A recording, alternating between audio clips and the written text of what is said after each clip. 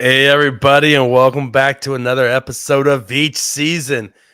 What do you know? We are your guest hosts, Rocky Magaña and Kramer Sansone, for episode 379. Oh, Oh, yeah. man. Yeah, just don't listen. Only, 290 more until we're at episode, is that six? No, 69, 69. No, we have 3,290 more. Or 6,290 more until we're at episode. No, I'm not good at math. Eventually, someday we'll be at episode 69, which is the childhood joke I'm trying to get to right now, Yeah. Kramer. Maybe that's a day Brett Veach actually officially wants to host his own show. Maybe he's just holding out for the next decade Yeah. or whatever that is to until the day that we're at episode 69, and then he is nice coming on the show to claim his seat as the rightful host of each season. But until that day comes, or until we say something dumb enough to get ourselves kicked off the air, it's happened once. You're still stuck with us, assholes. So we love you guys. You're not actually assholes, but if anybody's the assholes, we are the assholes. That might be a record for the most times we've said asshole in an opening, Kramer. Maybe it's only been a minute in, so yeah. Well, it's 2024 and the season's just right around the corner. Very first week of the season, baby. It's real now. No more preseason. No more looking back to and resting on the laurels of past accomplishments. It is 100% about the three-peat starting right now. But it also, let's not lose sight of something that's more important than the three-peat. It is the beginning of your journey towards Chiefs fandom, of for once and for all saying, F the GD Raiders. I am a Chiefs fan now because the Chiefs are going to win their third straight Super Bowl this year. And I just can't wait to see all that hideous, morbid, goth, Marilyn Manson wannabe Raiders black out of their background, just replaced with just bright, cheerful, crimson, red, and gold, the color of freedom and happiness and everything. Yeah, geez Louise, give enough me of that stuff in break. here. How do you not just wake up every single morning and just burst into tears at what a terrible lot you've been? Well, I don't see my office once I wake up in the morning. I usually just go out the door and head on to work. Yeah, but just in the back of your mind, you just know deep down inside that you support the worst team in professional sports. I wouldn't say it's the worst. A team that's hanging their hopes on Gardner Minshew. Oh yeah, Gardner Minshew, baby.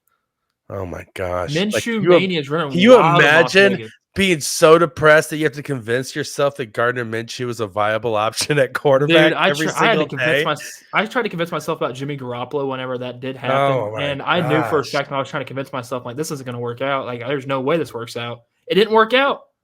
It's like I'm in my 20s all over again, just trying to convince myself that Tyler Thigpen and Brody Croyle and Matt Castle.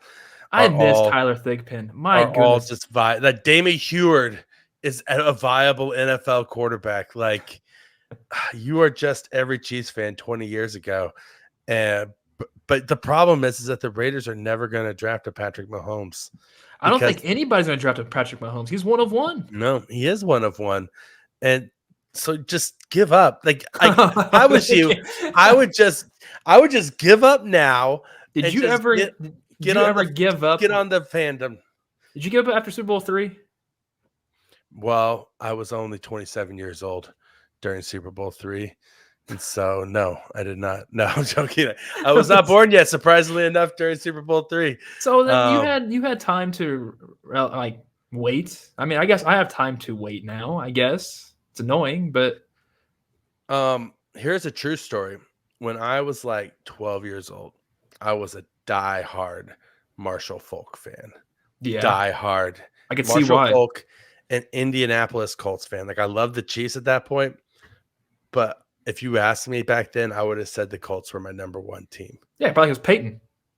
No, this is pre-Peyton. We're talking Harbaugh Colts. Okay, all right. We're talking Jim. Well, we said Marshall Faulk, so I thought, okay. Yeah, we're talking Jim Harbaugh, early Colts, early Faulk Colts before Peyton. And I remember that playoff game where the Jim Harbaugh-led Colts beat the Chiefs in the playoffs, I cheered against the Chiefs that day. Oh, my goodness. And my mom kicked me out of the house. She As literally she should have. Yeah. She didn't even send me to stay with relatives. She told me I could not live in the house anymore, and I literally had to go find a friend on my own to stay with. Like, as a child, I got legitimately thrown out of my house for rooting against the Chiefs. And then I was not allowed to come back into the house until I agreed to never root against the Chiefs again for the rest of my life. And I've never rooted against the Chiefs probably smart for move. the rest of my life. I still can't believe you actually got kicked out of the house. Legitimately, I spent like 5 days. No, you did not. You didn't spend yes, I did. No, you yes, did not. I did. Yes, I did. It was I spent 5 days sleeping at my friend Eric's house across the street. Did you just like open up the window and just look out and she's staring at you, like you just wave? No, I just walked through the door one day and she just like looked at me and she was like, "Are you ever going to root against the Chiefs again?" Is that the first thing she said? Yes, that's exactly what she said. She looked dead at me, dead ass, right in the face, and said, "Are you ever going to root against the Chiefs again?" And I said, "Nope, never again. I'm a Chiefs fan first and a Colts fan second now." And she goes, "All right, and come home." Just be proud of me because I actually wore a shirt. Was it yesterday? Yeah, yesterday out that had a tiny. It was a red shirt, had a tiny Chiefs logo on there. Wow. So baby steps, I guess. Did the demon Beelzebub ride within your soul because you had on like it was like garlic? It was like garlic to like your vampire blood. You know what the wild thing is? I didn't realize it was on there. Chiefs logo on. I didn't realize it was on there until I was walking into Sprouts and I look over and I see my fiance. She's wearing it was kind of a chillier day yesterday, in the morning wise, and she's wearing a Raider sweatshirt, and I'm wearing this 106.5, the Wolf shirt, because I mean it's the broadcast partner with the Chiefs, and I was like, oh, there's a little Chiefs thing there. Oh my gosh! And you made. But I mean, I'm pretty sure I have a shirt. You have just tainted your poor sweet fiance, Caitlin, into making her wear the mark of the beast. I guess this is mark of the beast. She has worn my Patrick Mahomes. It's just his head. His head's everywhere on a shirt. She's wears there once in a while. Well, duh, because that's a great shirt. It's very soft. The fact that you would ever subject her to have to wear, I mean, Raiders gear. Hey, she stole it from me. I haven't seen the sweater in a long time, and I see it like, oh, where'd that come from? Like you know what like Raiders gear looks a lot like. It looks like the Nexum Cult logo. A little bit. Okay. Like, and the fact that you made your own fiance wear that. No, I did not. I don't know. Hold her up at gunpoint just to do it. Nope, did not do that at all. Just branding her with your Raiders gear. I mean, I have a silver and black cat now, so I mean. Oh my God! All right, well, that's been our opening today. It's a hell of an opening right there. Hell of an opening. The fact that we found out that you were kicked out of the house for rooting against the Chiefs, and that you are trying to, become a Chiefs fan, fiance to be in a cult. Yeah, I guess. And so there you go. And that you are going to be a Chiefs fan, and that someday, on episode 6969, on Thursday. Week 1 starts on Thursday. People, get excited! All right. And with that being said, though, with that being our opening, you know what comes next, Krame. Oh, I think I know. So what's hot with Krame, dog? All right, so we've done this 3 weeks ago, 4 weeks ago. I have to call the Madden Hotline because you know what? I'm not even gonna explain to it. I'll explain while I'm on the phone with them because I'm actually kind of irritated. It's not about a person that needs to have their ratings changed. It's about having a person being added to the game. It's a GD tragedy. You think it is? Yeah. On speaker. There we go. We're on speaker now. You can hear that, right? Yeah. Should have a high rating and why. But you better bring us some facts we haven't already considered. Otherwise, don't even bother. Your message will be recorded. We're bothering. By leaving a message, you grant EA permission to use your message throughout the world, in perpetuity, on its social media platforms and websites, and represent that you are at least 18 years old. You further agree that we may call you back regarding your message.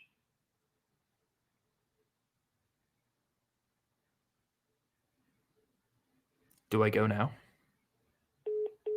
They hung up. They literally just hung up. Call those bastards What back. the heck? Call them back. Like, How dare they? They didn't say anything about start talking, say whenever. I don't think this works anymore. Do you think this works? Do you think that, like, do you think, I think they're scared of us. I think they're. Oh, and also, scared. there's another player that's on there that that needs to be added too. He's 6'8" and he's like 350 pounds, and he's going to be the future left tackle after Kingsley Suamataia. That's going to be he's be on the right side. If you put Ethan Driscoll on the right side, if he actually develops, that'd be nasty. Chris Rowland Wallace as well. True, you're right. Can't forget about him. But you better bring us some facts we haven't already considered. Otherwise, don't even bother. Okay, Your message will be recorded. Whenever he stops By talking, leaving a I'm message, going you to grant start EA talking. permission to use your message throughout the world, in perpetuity, on its social media platforms and websites, and represent that you are at least 18 years old. You further agree that we may call you back regarding your message.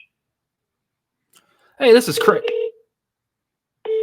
Hey, this is Kramer from Veach season right here, reporting live or however we're doing this. But it's not about a person having their numbers go up or down. It's adding them into the game. Why isn't Carson Steele, running back of the Kansas City Chiefs, not in this game yet? Why isn't Ethan Driscoll not in this game? Carson Steele's the running back number 2 spot right now because Clyde Edwards-Helaire he's not going to play for how many weeks? We don't know. So add Carson Steele to this game. Samaje Perine should not be my backup running back here when I play this video game. It has to be Carson Steele because of baby Thor, the man of steel. Get him in the game now.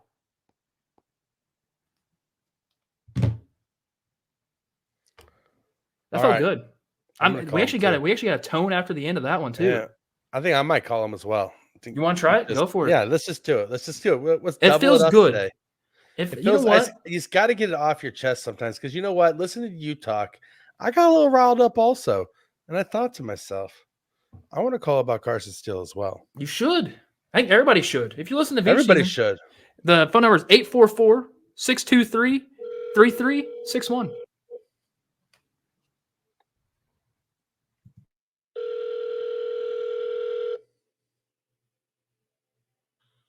But you better bring us some facts we haven't already considered. Otherwise, don't even bother.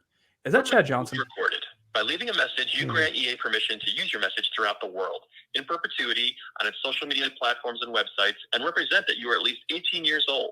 You further agree that we may call you back regarding your message.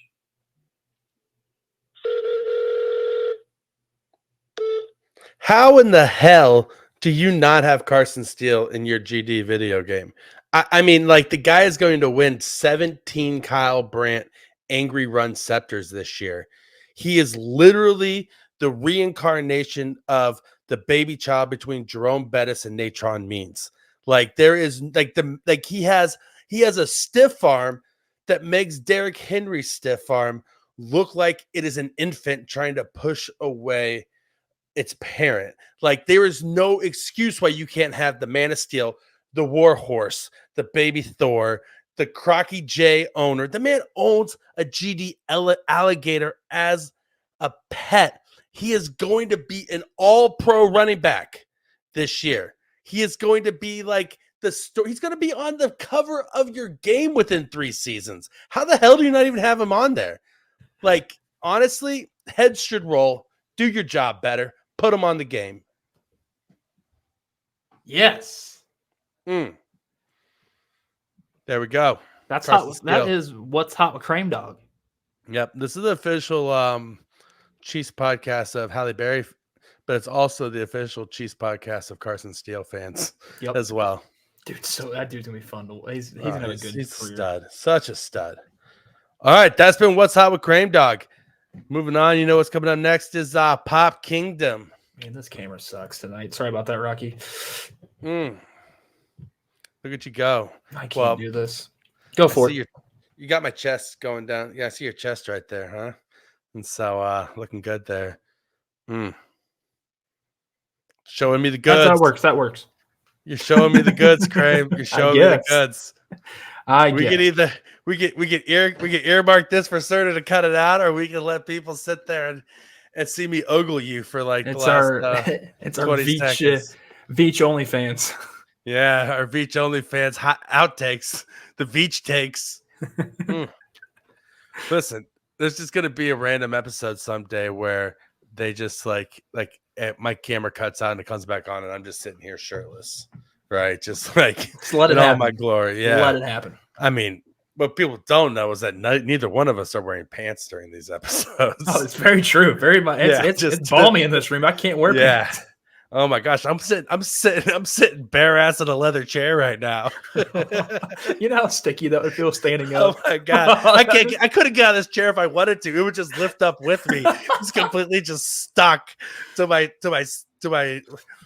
taint. Yeah, you're smeared. You're know that's gonna be sweaty down there too. So you get up and you do detach from that chair. Yeah, you're gonna have that imprint there the entire time. It's just gonna be in a gooch and some. Yeah, well, that's what I'm saying. Oh, Krame. Also, I'm over 40, so I got a little bit of sag to my balls, right? And so if I try to stand up, it's gonna be like those ball and paddles that you hit with a little bit of stretch, and then it's gonna snap back against the paddle, right? When I try to stand up, like it's gonna stick for a second, and then it's gonna snap up, and then. So you're a leather sofa kind of guy, and not a fabric sofa. No, I'm leather all day, baby. I want to know that my couch used to be alive.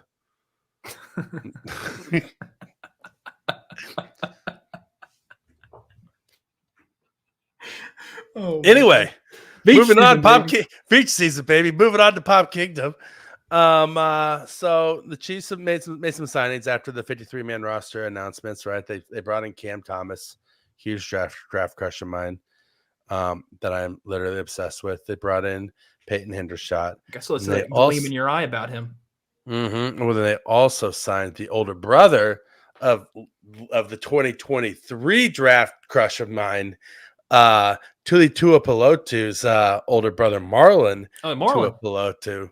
Yeah. And to the 53-man roster, he is a defensive tackle, a very large man of I believe Samoan descent. I could be wrong, but I think so. Polynesian of some sort. And he is a pretty good run defender, and that's what the Chiefs have been missing on the defensive line is run defense. And he's going to be a back end of the roster kind of guy. He's not necessarily a game breaker, but he's going to be a nice rotational piece. He's going to be some beef in there to spell Mike Pennell, because Mike Pennell was never a full-time player, for Kansas City. He was always kind of like a late season addition guy who helped us with the playoff push. He's a hired gun. Exactly. And so Tuipulotu is going to help us kind of thicken the back end of the defensive line, as well as with Derek Notty's health kind of being here or there. At the moment, he's a nice insurance policy. But yeah, I really like the signing. And so Chiefs signed Marlon Tuipulotu to the 53-man roster this week. Also, so if I was to ask you, Krame, what's the key to stopping the Kansas City Chiefs if you're the Baltimore Ravens? What's the first thing that comes to mind? Stopping Patrick Mahomes. You would think that, wouldn't you? That'd be like if you go into that first week of meetings, you on the drawing board, you draw Patrick Mahomes, and you keep drawing circles, because you guys he's literally priority number one this entire time. Yep. So imagine you're in a Spitfire session and Coach John Harbaugh says, "There's no wrong answer, guys. Okay, job number one, stop Patrick Mahomes." And then he goes, "All right, job number two. What's job number two? How are we going to do it?" Exactly. And then somebody says, "Oh, we're going to try to blitz him." And he says, "Nope, that's a bad idea." Yeah. "Oh, we're going to play zone." "Nope, that's a bad idea. "Oh, we're going to play. We're going to drop two safeties back." "Yeah. Oh, no, that's a bad idea." Okay, so then they say, "Okay, so if we can't stop Patrick Mahomes, what's the other key to stopping the Chiefs?" Stopping Travis Kelce. Okay, so how are we going to do that? Okay, then we're going to have our linebackers play off the line of scrimmage and play a soft zone on him. Oh no, that's not going to work. We're going to try to bump him at the line of scrimmage and reroute him. That definitely won't work. That's definitely not going to work. Okay, then we're going to bracket him and bring a cornerback and a linebacker on him to stop him. Could take him out of the possibly play. work. Could possibly work. Could possibly work. Okay, great. So no bad ideas. Okay, so what's the third key to stopping the Chiefs? You got to stop on. It has to be an offense related thing. You got to stop Pop. Okay. Oh, so the third thing is stopping the run. Yeah. Okay. Well, not according to Roquan Smith, the What? Ravens linebacker, who told the media this week that job number one, everybody knows if you want to beat the Kansas City Chiefs, the job number one is you have to stop the run. You stop the run and you try to make them one-dimensional, and then that's how you beat the Chiefs, is to make them one-dimensional by stopping the run, because then they can't use the run to set up the pass, because they're so famous, for running consistently on first and second down and not passing on first down and not passing for 80% of their plays. And they just have, they really have a game manager at quarterback who can't take over the game and can't if you get a lead on them, you're secure because they don't have the firepower They can't make it back. to ever come from behind and win a football game. So if you take away the run and force them to only pass the ball, well, then they're done because they can't move the ball unless they run the ball, obviously. I love Roquan Smith. I think he's one of the best elite defenders in the NFL, but they're approaching this terribly wrong. I mean, what happened during the AFC Championship game? Like, didn't Pat throw it? Didn't Pat throw the football? Did they even try to run the football? I think the Chiefs went out there and they tried to just throw it down their throats. Granted, I might be talking out of my rear ends. I haven't seen I can't remember what the AFC Championship. I've watched way too many Chiefs games. The only games that matter to me watching them is the Super Bowls, clearly. Duh. Because that's when they usually win majority of the times. I like Pacheco. I don't remember doing anything in there because Mahomes was throwing the football the entire time.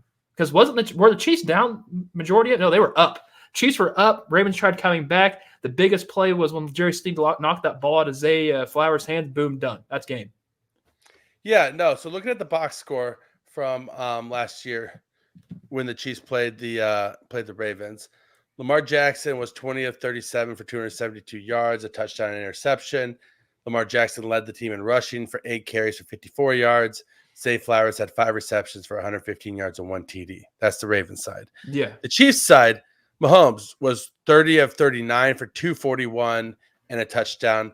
Pacheco had 24 carries for 68 yards and a touchdown, and Kelsey had 11 catches for 116 yards and a touchdown. Did you say Mahomes only missed 9 of his? Yeah, he was 30 of 39 for 241. So his yards they get better run constantly. Yeah, his yards per attempt weren't the best, but it's still you completed 30 of your 39 passes. Yeah, that's damn he completed good. 75% of his passes. So yeah, I mean, it's like Roquan Smith, I love you as a player. You were just giving a super canned answer, and you were like, "Oh, well, I guess we'll just stop the run because that's how people stop our offense. If people stop the run against us, then Lamar can't do anything. So we're just going to say the same thing because I haven't actually watched film, apparently.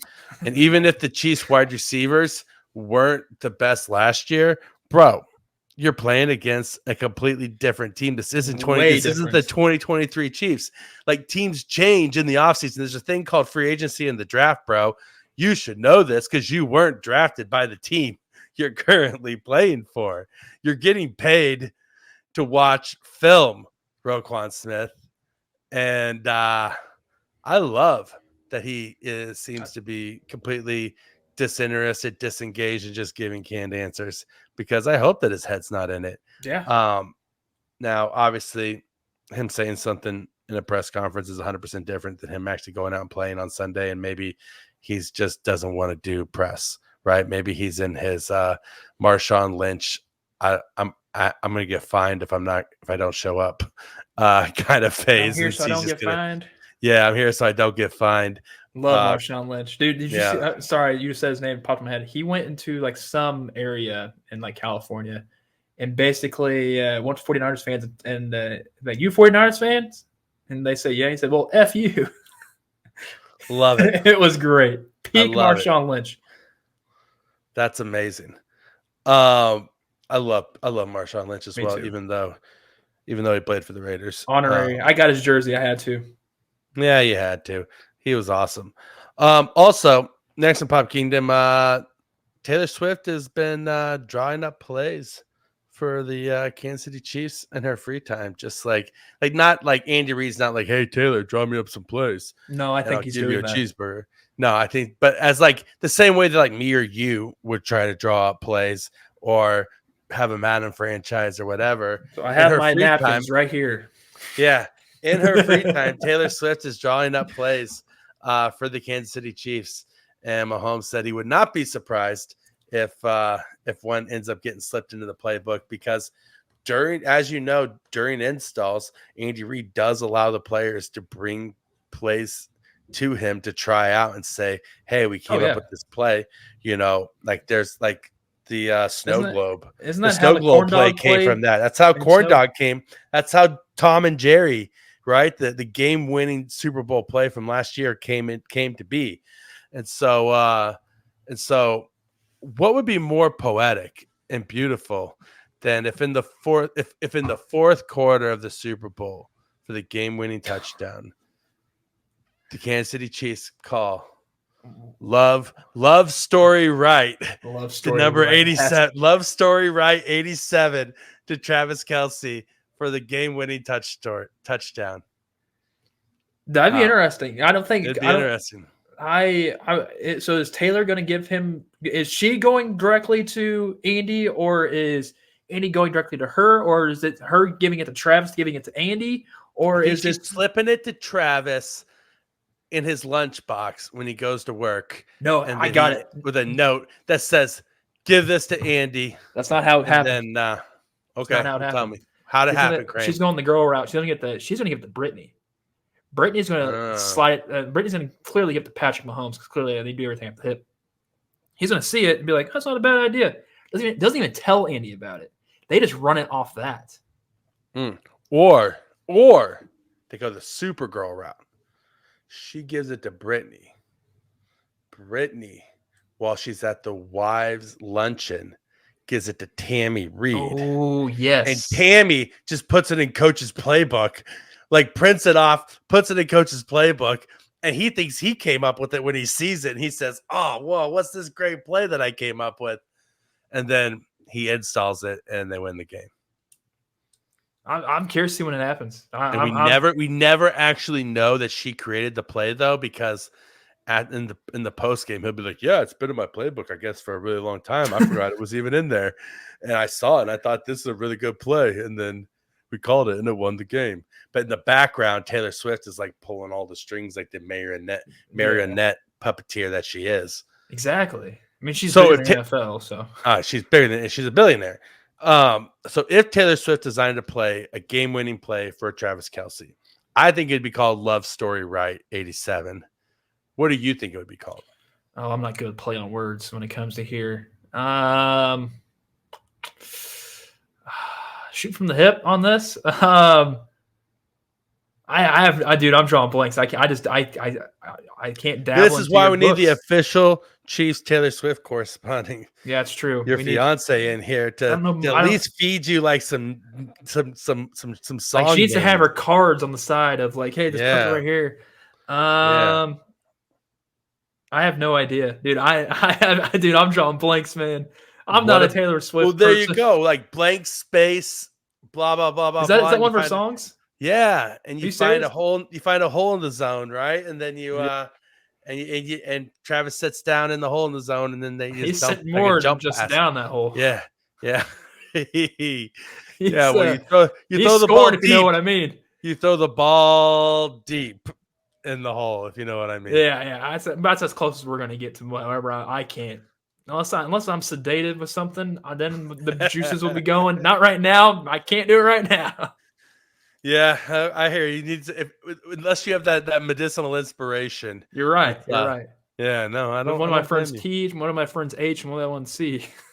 God, those are my cousins. As a matter of fact, yeah, we have a long history in our family. Good friends of mine. Yeah, great guys. Love them to death.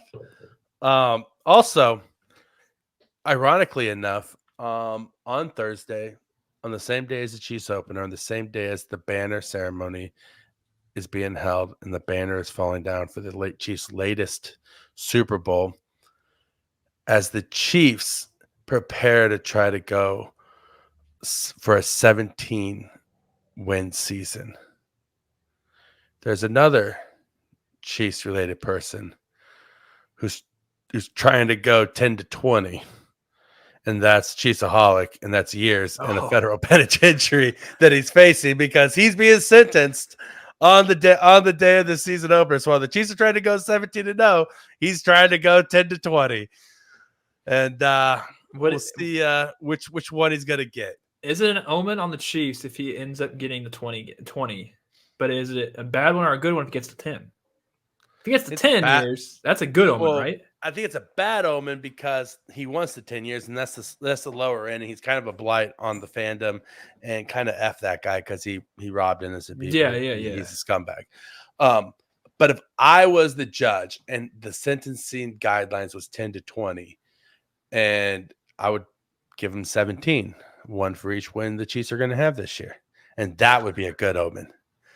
So I'm asking you, whoever the sentencing judge is in the Chiefsaholic case, let me look here in this news story. Like every game the Chiefs win is 1 year. Yeah, it's 1 year that he gets. Like, and that goes to the entirety of the season, including playoffs. Entirety of the season. Every game the Chiefs win, I would not take that a year. I would not. You would not take that. What if they offered you? There's at least 3 losses. There's at least 3 losses.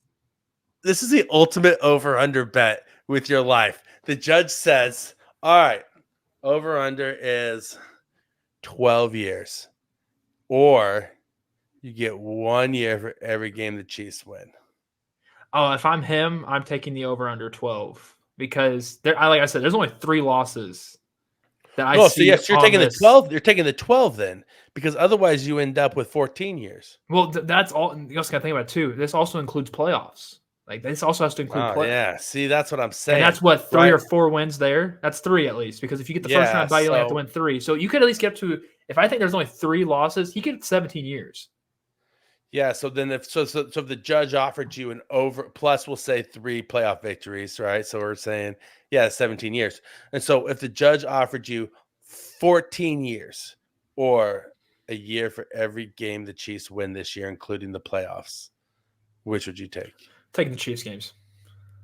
You're taking the Chiefs games? You don't think the Chiefs are going to win 14 games this year? No, but there's football's weird. From looking at it schedule wise, I can only see 3 losses, but they could have more than that. They could have less than that. Who knows? That's the gamble of the NFL. That's why it's a great sport. I'm taking the 14 years if I'm any given Sunday. And every given Sunday, Patrick Mahomes is the quarterback of the Chiefs, and Andy Reid is the head coach of the Kansas City Chiefs. Damn straight. Unless they play on a Monday, a Tuesday, a Wednesday, a Thursday, a Friday, Saturday. A leap year, a Groundhog Day, which they would never actually. But the only game they don't play on is a Tuesday, right? They don't play Tuesday at all this year. But they have every single game. What a shitty day Tuesday is, right? It's like the stepchild of all days. Like, nobody wants to play on a Tuesday. I found this week actually. I found out that my birthday's on a Sunday this year, so it's a lot of football on a Sunday for me. My birthday is on a Wednesday this year. Oh, yeah. Any football on that day? Just Hump Day.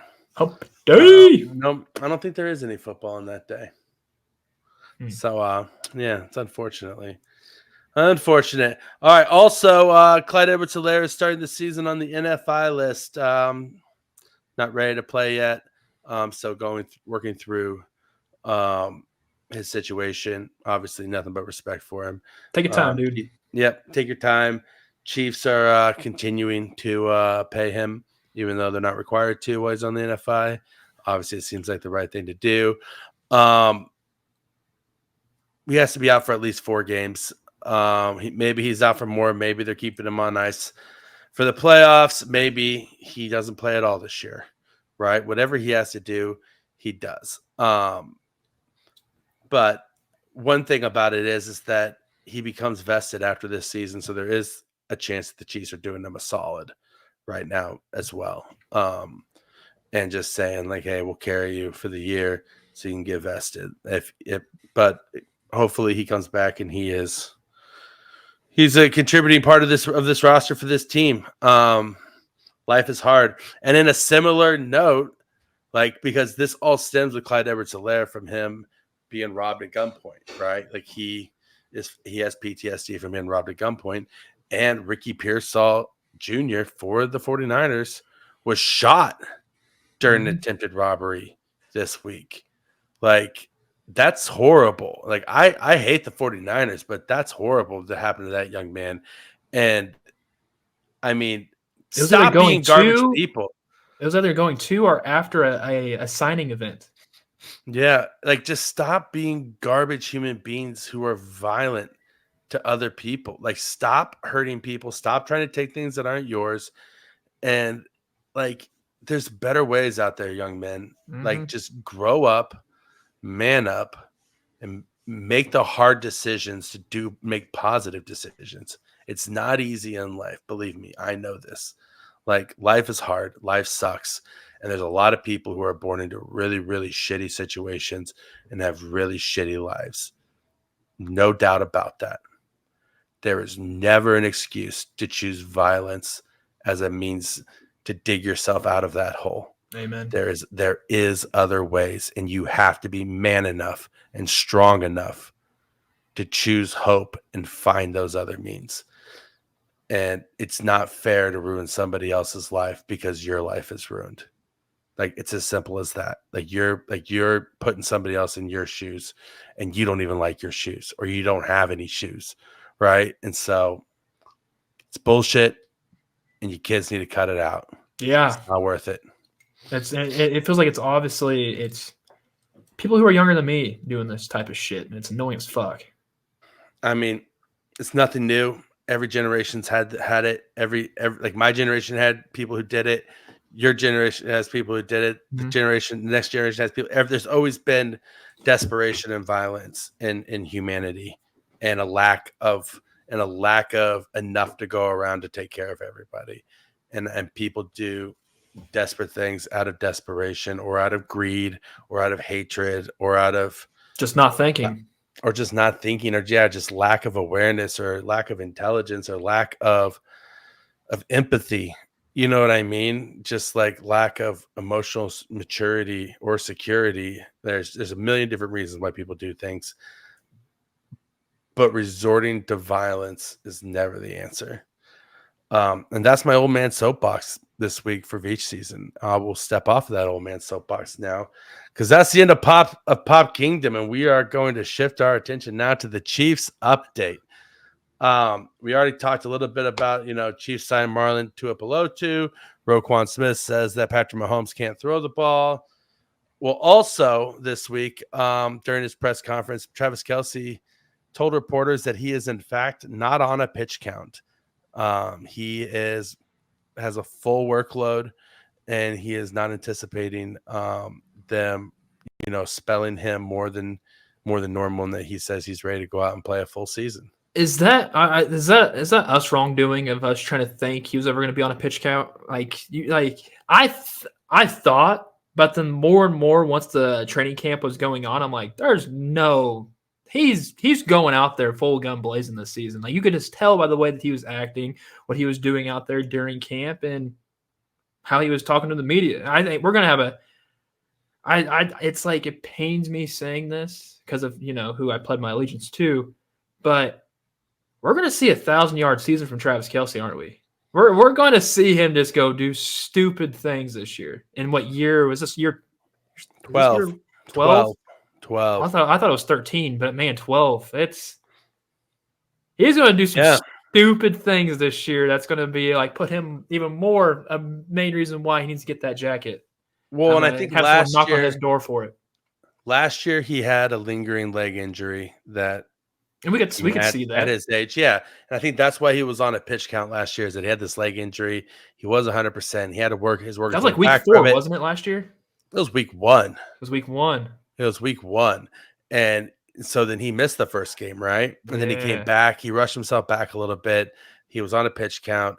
he was effective, but then you know what I mean? Like he wasn't quite himself. People thought maybe he had lost. He was like a his decoy step. week one, wasn't he? Yeah, he was like a little. People thought maybe he's lost a step. Maybe he's slowing down. That's where the slowing down talk happened. And then once the playoffs hit, old Travis Kelce is suddenly back, and he's tearing it up and just destroying people like he always has. And I don't think that Travis Kelce has changed or lost a step, because at this point in his career, it's not about his athleticism. He wins with his mind, right? And I think that if this is getting close to the end for Travis Kelce, which he says he's not even thinking about that right now, if he's part of the three-peat, maybe he will start thinking about that, right? If they've achieved that historic goal. He says he's not even thinking about that right now. But if this is his last fight at the OK Corral, if this is the last ride of Butch Cassidy and the Sundance Kid, or of Wyatt Earp and Doc Holliday, right? Like I could just see him sitting on the sidelines saying, "I'm your Huckleberry," and just going out there and just giving just leaving it all on the field all season long.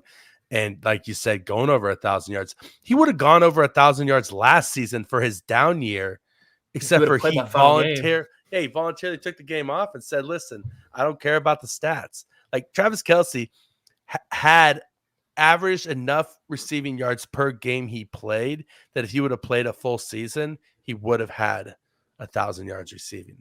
He missed 2 games, and he still was within 16 yards of having 1,000-yard season, right? And so he's definitely going to have 1,000-yard season this year, if you ask me. And anybody who's doubting him, like they forgot who they're messing with. Like they're about to F around and find out, right? And so I think that the Chiefs are not afraid to use him, and I think he knows how to take care of his body. And last year's injury was a fluke accident, and you could tell by his workouts this offseason that he's working on keeping himself loose. He talks all the time on New Heights about loosening up the glutes and the hammies and everything like that. He knows that at his age, he has to warm up his legs before he tries to do anything.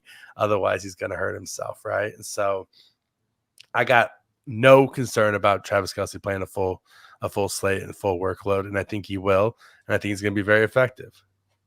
And he still probably won't play weeks 18 against the Broncos. No. Who wants to play the Broncos anyways? No. The only way the Chiefs play against the Broncos, like Patrick Mahomes and Travis Kelce and their starters, is if they roll into that game 16-0. No, they don't play them. They don't play them. They're not going to play them if they're 16-0. You don't think they're going to go for a perfect season? No, because they still will with the backups they have. All right. You got to have faith, man. You got to have some faith. And Carson Wentz? No. It's not Carson Wentz. Zip on the ball, Zappy. Oh, at that point, it's going to be zip on the ball, Zappy, you think? Oh, yeah. Okay. No, I'm a big fan of Bailey Zappy. Ball Zappy. I think Wentz probably get hurt at some point, like flipping through some books. He might get a paper cut.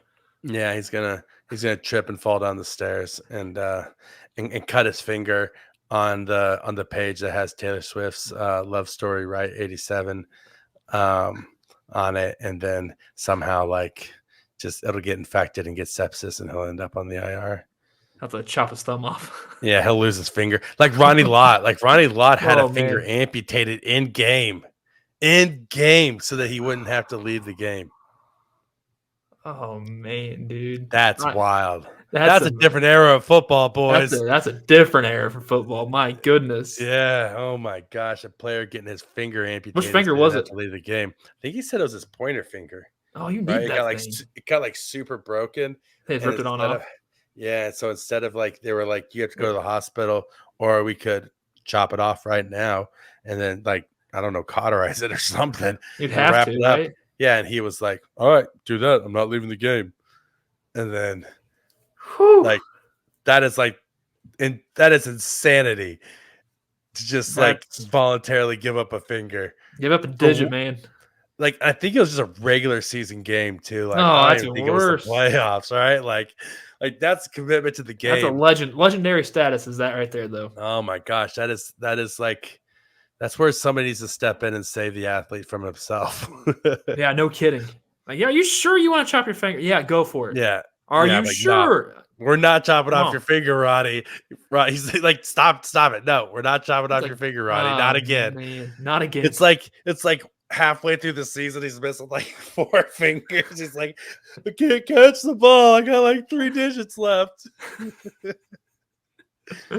Oh. Oh boy. Anyway, so the Baltimore Ravens, in an effort to try to get over the hump and beat the Chiefs, they have gone out and they signed everybody's favorite flamingo, Derrick Henry, at running back. The guy who's built like a battleship standing on 2 toothpicks.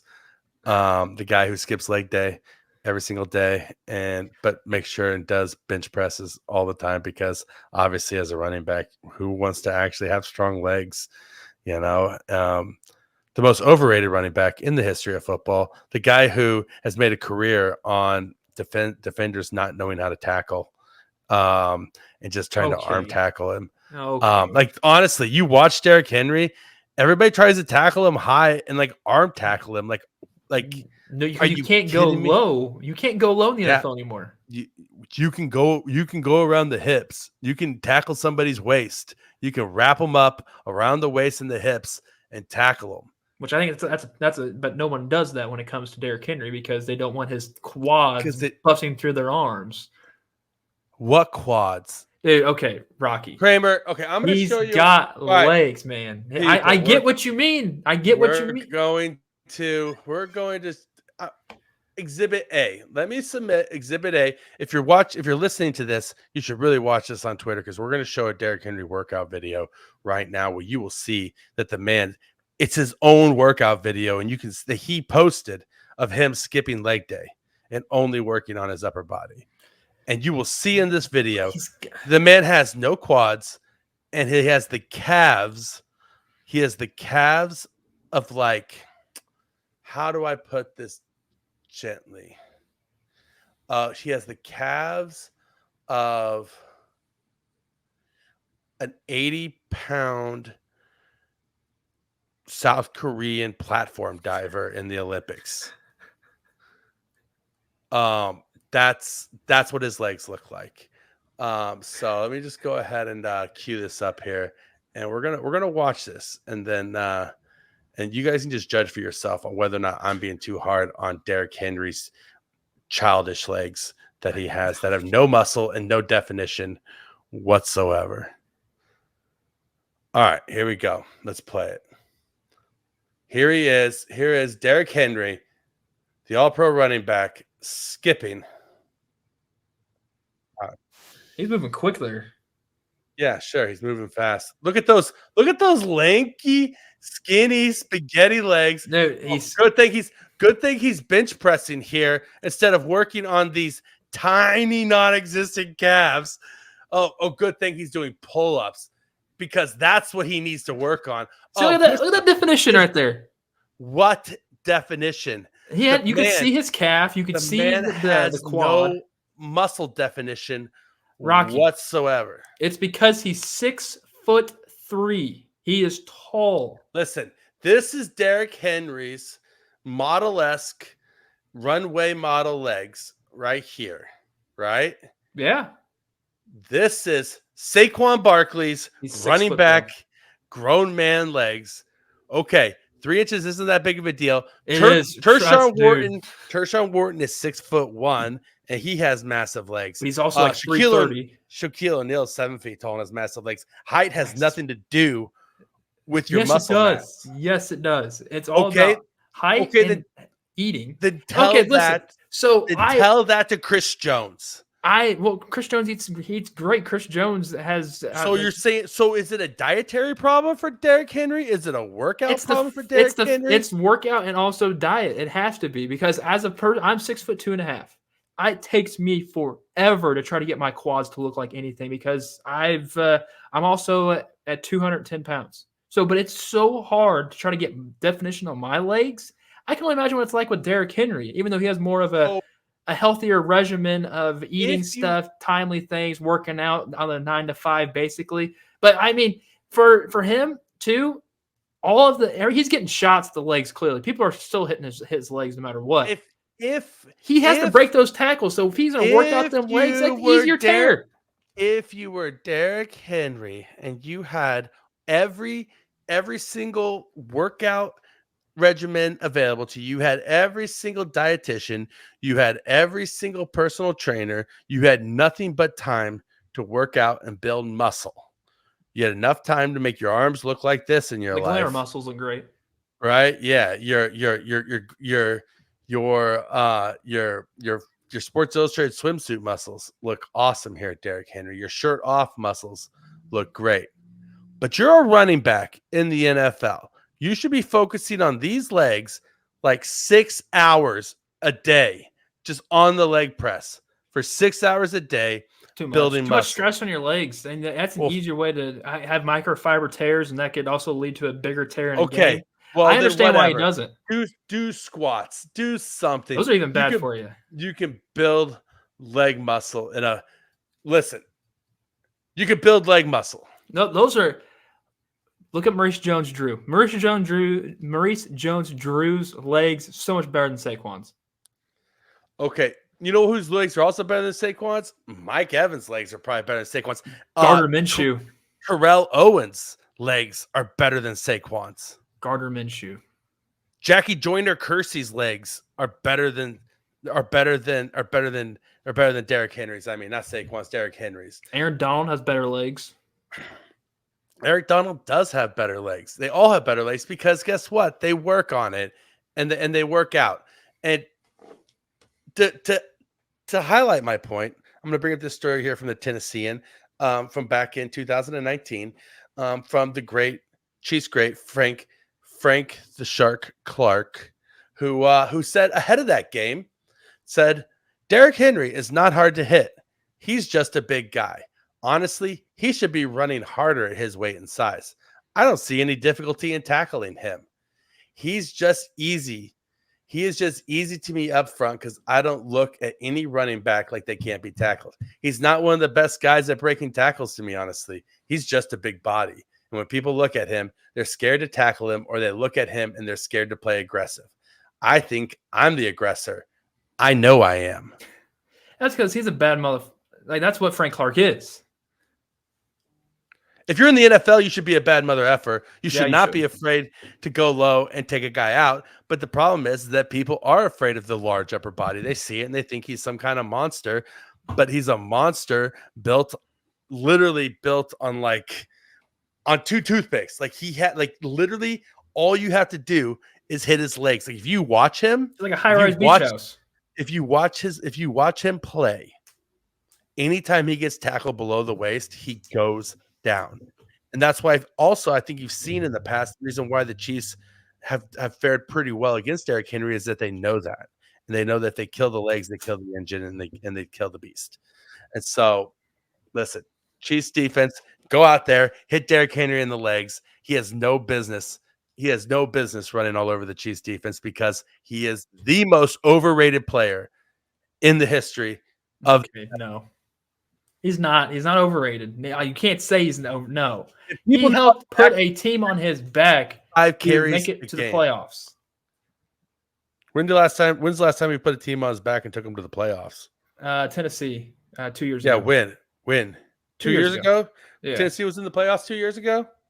Were they? 2 years? Is it 2 or 3 years ago? It was 2 years ago. It was 2 years ago because last year they didn't make it last year. I think it's 2 years ago. 2 years ago is when they had that run because they were the number one.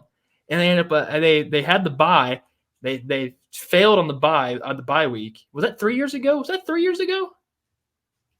There's no way that was 3 years ago. Phillip Rivers was still in the damn league. I think so. That's not. When was the last time Tennessee was? Let's look at the last time Tennessee was in a playoff game. Tennessee Titans playoff history.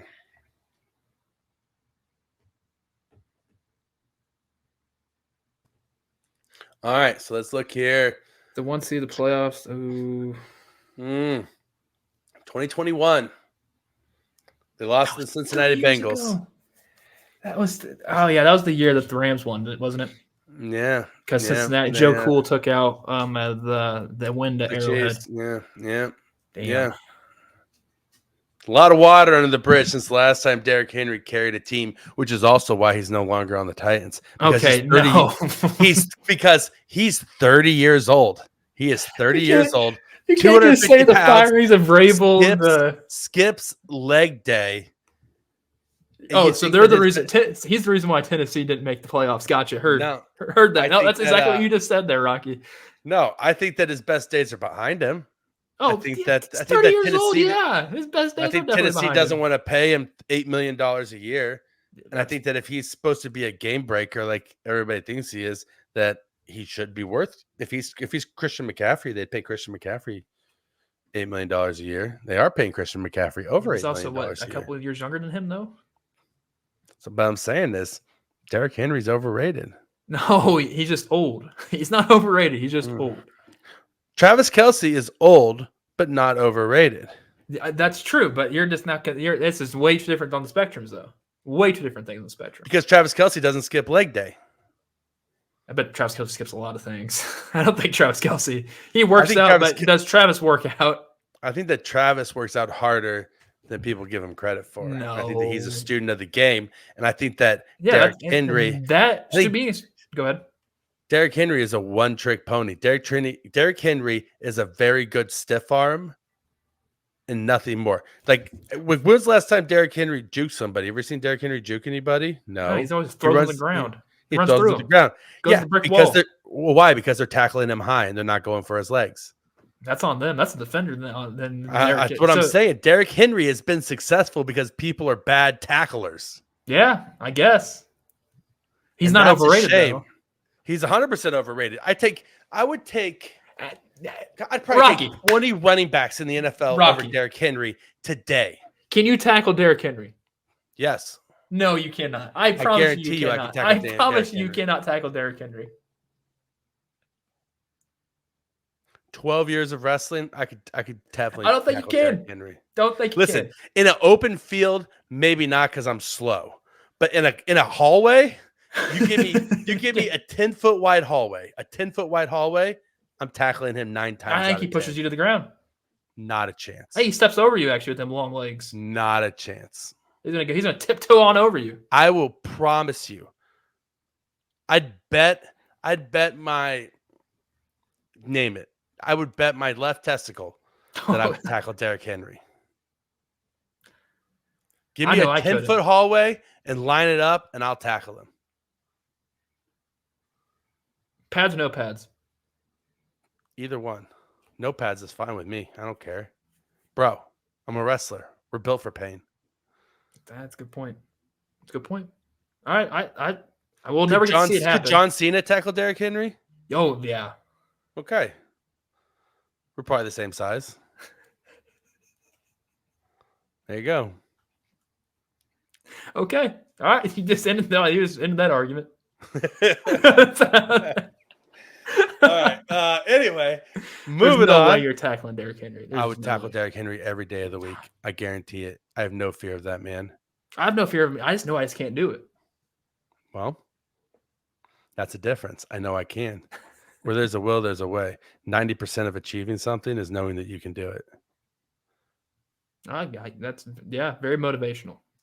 100%. I'm a motivating son of a bitch. I'm as inspiring as they get. But can you not look at this for 2 seconds and think, fantastic. Wow, that's inspiring right there. This guy, this is what I should try to strive to be more like. This pathetic asshole right here. What do you mean pathetic? You're a handsome gentleman, dude. I might not be handsome, but I could tackle Derrick Henry. That's okay. Okay, all right. Yep. All right. Rocky can tackle. Anyway, hey, did you hear that? Rocky can tackle Derrick Henry. All right. Let us know in a 5-star review if you think that Rocky could tackle Derrick Henry or not, because I guarantee I can, and I'll try it. Listen, Derrick Henry, I'm calling you out. 10-foot wide hallway, nothing wider because I'm slow. But if I can get my hands on you, you're going down. I guarantee it. I will not let go, and I will just dead weight you to the ground. No, I'll have good tackling technique. Listen, I'm a wrestler, bro. I'll double leg him and take him down. Let's do the hip drop tackle, people. Yeah, I won't hip drop him up, but I'll double leg him and take him down in a heartbeat. I'll drive straight through. No, you need to spear him like Goldberg, man. I could do that as well. That's how I feel like that's how I can only tackle is throw my shoulder in there right to that midsection. Yeah, perfect. Yeah. But what I would probably do is wrap his legs up and then take him down. I might leave the crown though, and I know that's not you're supposed to do that. But. No, not at all. But you know what you do is, especially if you get that tackle, if you don't have any pads on, especially it works wonders because the teaching in wrestling is you shoot a double leg, you lace the arms behind the back of the leg to lock them in, and then your head's your third arm, and you go against the hip, and then you pick him up and turn him, and he's down in like 2 seconds. Well, alrighty then. There's no way that he's getting past me if I can get my hands on him. I guarantee you. I promise you. And the Chiefs defenders should just hit him low because he's not hard to tackle if you hit him below the waist. Okay, but moving on from Derrick Henry, that was 20 minutes on Rocky tackling Derrick Henry. You're welcome. Great podcasting right here. Do you think that Lamar Jackson, if the Chiefs can stop Derrick Henry, which I think they will, and they can corral Lamar Jackson and keep him between the tackles. Like you're not going like the key I think for Lamar Jackson is you corral him and keep him between the tackles long enough that he doesn't get outside of the tackle box, and then Chris Jones and the interior defenders collapse the center of the pocket. And it's like hurting a cat, right? You just got to cut off every exit avenue and then just slowly close in around him and then force him to throw the ball. And if the Chiefs can do that, I think that they can. Lamar Jackson he has a good arm. He's a good passer, but he's an elite scrambler and he's an elite athlete. And if you can take his legs away from him, then you turn Lamar Jackson from being an elite player into just a good player. And I think that's how you beat the Ravens. And we know that Mark Andrews come back somewhat healthier than when he was last season. That does concern me though. If they do run that 2 tight end set, that's going to be a problem. It will be. It's not like there's any flashy guys except for Zay Flowers. It's a wide receiver for this team that can help them do whatever on offense because it's just not there. So if the Chiefs might have a very, I wouldn't say easy day in the office, but it's still going to be hard fought in the trenches wise, not outside the numbers. I don't think we're going to see much outside the numbers when it comes to Lamar Jackson, unless it's a big deep shot over the top to Zay Flowers. But like Rashad Bateman's still there, which I'm shocked he's even still in the league. Nelson Aguilar, I can say the exact same thing about him as well. This is just not a very good Ravens team. It has regressed, especially for the weapons department for Lamar Jackson. But I mean, if the weapons he only needs is Derrick Henry or Mark Andrews, and he should be fine. But that's the thing: you're playing against the Chiefs and Chiefs defense. This defense is damn good, and this is a defense that's has one probably won't miss a beat. The only thing they're going to be missing is L'Jarius Sneed, and that's all we're going to see this entire season. I 100% agree, and I think that they still have a very good defense. They still have a pretty elite defense, and their secondary did get better. They added Nate Wiggins in the draft. They still have Kyle Hamilton, Marlon Humphrey. Yeah, their defense scares me the most. Yeah, their defense. They drafted TJ Tampa as well. Like they have a really, really good secondary. Really good secondary. Now the Chiefs have the best quarterback in the NFL, and so it's going to be like I think those are the key matchups. Right there. I think that Kyle Hamilton's so good, dude. Kyle Hamilton's so good. I think that Rashee Rice against their slot, whoever they put on the slot against him, if they bring Kyle Hamilton up in the slot. It's either going to be him or Humphrey, right? Yeah, it has to be. But then Humphrey, they usually play him on the outside. But how much are you going to do outside stuff since there's really not a guy that we actually truly know yet on this team that could actually be the outside receiver? If I'm John Harbaugh, I'm putting Nate Wiggins on Xavier Worthy because he's the only guy who can run with him. Right. And they're both skinny as can be, and they're both guys. And I would have Nate Wiggins on Xavier Worthy, Marlon Humphrey on Juju Smith-Schuster, and I bring Kyle Hamilton up in the slot against Rashee Rice. And that's how I try to defend. Juju get the start? I think that he's going to be used. I don't think he's getting a start, but I think he'll be used periodically and situationally. Right? I think that crap in my finger. Jeez. Yeah, they're the devil's instruments. Yep.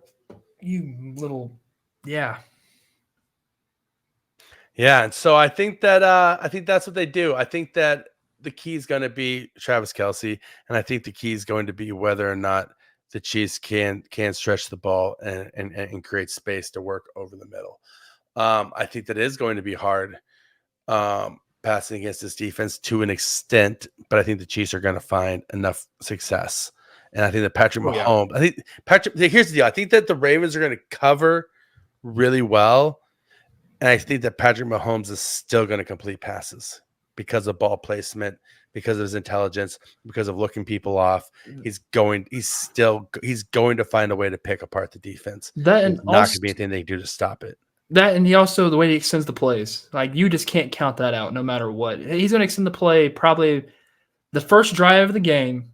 We'll see him extend the play maybe 4 times. Like, we know it's going to happen when it comes to Pat, because he just doesn't want to give up, which is great. That's a great mindset to have, and he also knows when to bail when he needs to. Well, yeah, and I think that honestly, Samaje Perine may play a bigger role than we think he's going to in the passing game in this game, blocking and also in the passing game, and those classic patented Andy Reid screen passes. You know what I mean? And so, is he really going to fill that role? Like, there's no knock to Samaje Perine on that, but it's like, is he the best they could do? Do you remember when he played for the Bengals and he destroyed the Chiefs in the screen game? But it's also the Bengals. It's true, but he also destroyed the Chiefs in the screen game. And that last year or 2 years ago? That's 2 years ago. When was the last time Samaje Perine carried a team in the playoffs? Yeah, that's true. 2 years ago. Yeah. So no, but I think that he may play a bigger role than people think. I think that Isaiah Pacheco is going to be the feature back, but I think that the key obviously is going to be Patrick Mahomes passing the ball, and then whether or not the defense can contain Lamar Jackson. Obviously, some key matchups I think that we got to watch out for is I want to see Trent McDuffie against Zay Flowers. I think that they're probably going to man him up, and he's probably going to follow Zay Flowers around. And I think he and they already have a history, right? Like, he beat McDuffie for that deep ball, but then McDuffie stripped the ball as well. And that was Snead. That was Snead, though. That was Snead. Snead knocked it out. Snead knocked it out. Never mind. They still have a history. They played against each other last year. I think it'll be fun. Drew Tranquill, I think, versus Mark Andrews or Isaiah Likely across the middle, almost in the same way that the Chiefs want to kind of loosen things up by being successful over the middle. I think that if the Chiefs can cover the Ravens, more so than the Chiefs, the Ravens offense and passing goes through their tight ends. Like Lamar Jackson feels 100% comfortable finding them as his security blanket and trying to move the ball by throwing it to his tight ends. And I think that the Chiefs covering their tight ends is going to be crucial. And Drew Tranquill is an amazing coverage corner linebacker. And so that dude can do it all. Yeah, he can do it all. I think that Chris Jones versus Tyler Linderbaum, the young hot center for the Ravens. I think that if he can find if Chris Jones can find some success, which I think he will, I think he's going to get double teamed, either between him and Andrew Voorhees or him and Daniel Falele, whichever side on the interior that Jones is rushing on. But I think that, Chris Jones being the double team and going against Tyler Linderbaum is a pretty key matchup. And then Travis Kelce against Roquan Smith. Obviously, Roquan's gonna be all over Trav. He's just gonna be all over him. He's gonna try, yeah. Well, he's gonna try to stop the run. Once Roquan stops, you're right. Yeah, for some reason he doesn't think the passing is gonna be the reason why. He's not concerned about the pass game. He's not concerned about Travis Kelce at all. He's concerned about stopping the run, and then he'll try to pay attention to Travis Kelce. I don't get it. Do they not watch Chiefs football? Like, I have no idea. It wouldn't shock me though if they try to put situationally try to put Kyle Hamilton on Travis Kelce. Well, they did that at one point last year during the AFC Championship game. Yep, and then you're choosing your poison because then you have somebody like TJ Tampa or Eddie Jackson or Brandon Stevens that you're trying to put on Rashee Rice, and I don't like that matchup for them. So they're going to have to, at some point, their linebackers are going to have to try to cover Travis Kelce, and I don't know if Kyle Van Noy or Roquan are up to up to the case. Then, like I said, the Chiefs wide receivers versus the Ravens secondary, and those are really the key matchups of this game. I think. Any key matchups there that I missed? I think you hit them all. I think you did. I think other than that, the only one I can think of is Lamar versus Mahomes. That's Lamar versus Mahomes, because everybody knows quarterbacks play directly against each other. Yep. And I was going to think, well, James Winchester and his return as well. It's going to be electric. I cannot wait till he comes out there and just going throws that ball between his legs. Yeah. And the other interesting thing before we get out of here, just one last interesting point about this game is that with Louis Rees-Zammit now in a Jacksonville Jaguar, RIP, our dreams of our beautiful boy, our Welsh. How's he supposed to be in the movie now when our lead act is in Jacksonville? It's horrible. I don't even know how to move forward in life. Honestly. I don't either. But with Louis Rees-Zammit no longer with the team, the Chiefs are looking at options on the kick return game. And one of the main options, they like Xavier Worthy, but with Hollywood Brown out, Xavier Worthy it has a more important role in the offense, so they don't want to risk him, right? Because they just don't want the wear and tear. So now we're looking at McCole Hardman as a possible kick returner, or they've been working Carson Steele at kick returns. No. Yeah. No. Yeah. Carson Steele has been working with the first team. And why isn't he not in Madden? Like, I don't get it. I don't know. But Carson Steele and kick returns is feels like the Chiefs just saying, okay, we'll take the ball to 35 every single time. Because he's going to get there. Yeah, he's going to get there. He's going to get to at least the 35 every time, but he's not going to break one. They're going to catch him from behind. I think he can get him in open space. I want to see what happens. I would love to see what happens, but he's not known as a speed back, is what I'm saying. I know. He's thick. He's girthy. He's thick. And so that's what I'm saying. It feels to me like they're like, okay, if we get to between the 30 to 38 on every single kick return, we're good. And Carson Steele gives us a really good opportunity to get that consistently. And so I'm okay with that. I'm okay with us not having Devin Hester as a kick returner if we have Patrick Mahomes starting at the 35 every single drive. You're right. And so, all right, final thoughts, Krame, before we get out of here. It's week 1, baby. I can't believe it's already here. It's going to go by quick. 18 weeks. 18 weeks, man. It's going to go by super stupid quick. 18 weeks, 22 weeks until you become a Chiefs fan? If they make it that far, we'll find out. We got to find out in 22 weeks. When they make that far. Okay. All right. Last thing on the spot, go shoot from the hip. What's the Chiefs record this year? 14-3. Wrong. 15-2. 15-2. Hey, 15-2. That's still 2 damn good seasons. Yeah, though. That's 2 really good seasons. They finished with 14 wins. I'm happy. Here's the deal: is that the Chiefs are at least 50-50 in every single game they play this year, and there's probably only 4 to 5 games that are 50-50. Yeah. And so honestly, one of them, and I know it pains you saying this. One of them is against Las Vegas. No, it's always there's always one close game. There always is. Close, but it's not 50-50. That's not 50-50. It was 50-50 last year. Merry Christmas. Oh, okay. Well, the Mahomes rules. We'll see how that works out for them. Heck, they already crossed one off the list. They got underneath the skin early and really quick. Listen, go light a candle and pray to your Gardner Minshew idol and have a good night, buddy. I love you. All right, everybody, be good to each other. Love each other. Don't do anything stupid. Obviously, if you're going out and having fun for the game, get home safe. Call an Uber. It's like $30. It's not worth it. It's not worth the possible outcomes of whatever's going to happen. Love each other. Love yourselves. We appreciate you. We hope we earned the privilege of your time. Have a great week. We'll talk to you guys next time.